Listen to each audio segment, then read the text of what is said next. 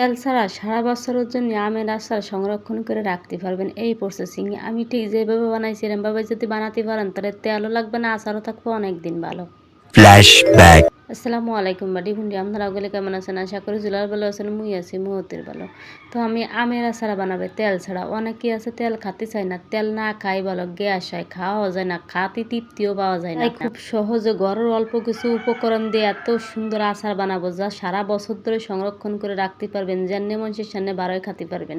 তো আমার আম নিয়ে নিচ্ছি, আমি 3টে আম নিয়ে নিচ্ছি। না আপনাকে যতটুকু মন চায় বা যত বেশি করে বানাতে মন চায় আপনারা বানাই নিতে পারবেন। চুলার পর আমি ভালো করে ধুয়ে নিচ্ছি, ধুয়ে নিয়ে এখন মুছে নিচ্ছি একটা পরিষ্কার ন্যাকড়া দিয়ে। মুছে টুছে নিতে হবে কোন কারণে, পানি থাকলে কিন্তু আচারটা আপনারা অনেকদিন সংরক্ষণ করতে পারবেন না, সেই জন্য পানিটা ভালো করে আপনারা মুছে নেবেন। পরে গোল গোল করে কাটে নিয়ে বিচিগুলো ফেলাই দেবেন। আমি কিরম ভাই কাটেছি একটা আপনাকে কাটে আমি দেখাচ্ছি যে আমি কোন প্রসেসিংয়ে কাটছি। এরকম গোল করে কাটবেন, বিচিটা একটু শক্ত হয়ে গেছে তো একটু জোর লাগতেছে এই আর কি। পরে বিচিগুলো সব এমভাবে ফেলাই দিয়ে এখন একটা বলে নিয়ে নেবো।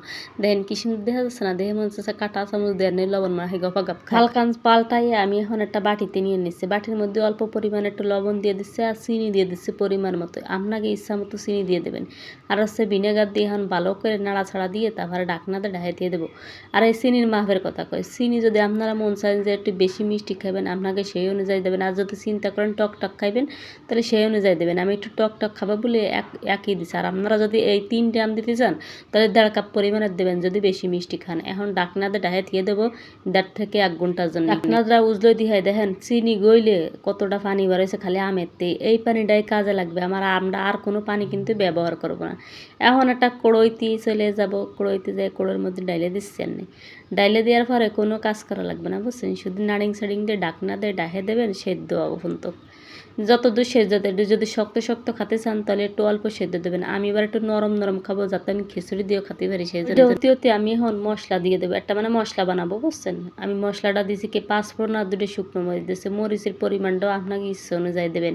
তো আমি এটা বানানো হয়ে গেছে, এখন যাই কড়ের দ্বারা যাই দেখলাম কি যে বিশাল কারবার গইলে টইলে আসছে। দেখুন কালারটা কি সুন্দর ফাইলতে গেছে না? কালারটা আর একটু পাল্টানোর জন্য আমি ব্যবহার করবো কি দারচিনি আর এলাচ, আরও সুন্দর একটা কালার আনার জন্য আমি এখানে ব্যবহার করবো হলদি গুঁড়ো আর একটু মরিচের গুঁড়ো। এইগুলো দিয়ে ভালো করে নাড়িং সেড়িং দিয়ে ফিরিয়ে আবার ঢাকনাতে ঢাকাই থবো টাইনে আসা পর্যন্ত। টাইনে আসলে হচ্ছে কি আপনার এই যে গার মধ্যে ঢুকে যাবে না আমের, এই জন্য অল্প আছে দেবেন যাতে তল দিয়ে রাইগে না যায়। আবার ঢাকনাতে ঢাকে 5 থেকে 6 মিনিট পরে আমি ফিরে আসতেছি। আসার পরে দেখেন কি সুন্দর দেখা আছে না? পুরো রসমালাই দেখা যাচ্ছে।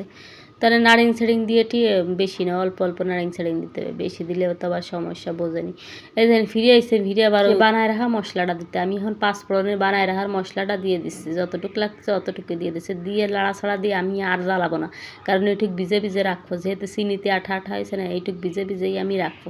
কি সুন্দর দেখা যাচ্ছে না? কারণ কালারটা বিশ্বাস করেন এত মজা লাগে খাতে। আর যদি আপনারা 1 থেকে 1.5 বছর সংরক্ষণ করতে চান সেই হিসেবে একটা বাটায় ভরে আপনারা নর্মাল ফ্রিজে রাখবেন, যেরমটা সেরম থাকে বছরকে বছর খাতে পারবেন। যদি বাহিরে রাখতে চান তাহলে মাঝে মাঝে একটু রোদই দেবেন, এই যে বেলকুনিতে রোদ থাকলে ছাদে রোদ থাকলে একটু দিয়ে দেবেন। তো যারা যারা বানাতে চান ঠিক এইভাবে বানাবেন, দেখবেন ঠিক মতো হবেন। তা আজকের ভিডিওটা এই পর্যন্ত, আল্লাহ হাফেজ, টাটা।